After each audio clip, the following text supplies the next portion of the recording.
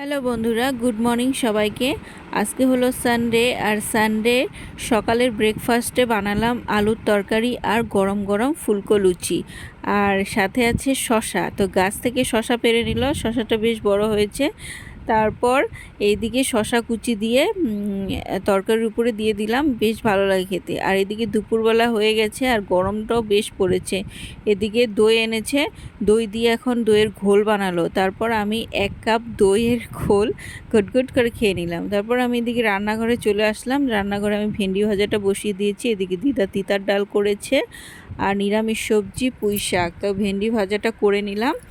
তারপর এদিকে আমার বরের কাণ্ড দেখো, এদিকে চালের উপরে উঠছে, উঠে একটা লাউ হয়েছে। তো লাউটা বেশি বড় জাতের না, ছোট জাতেরই লাউ। বেশি বড় হলে এটার মধ্যে একদম বুড়ো ভাব হয়ে যায়।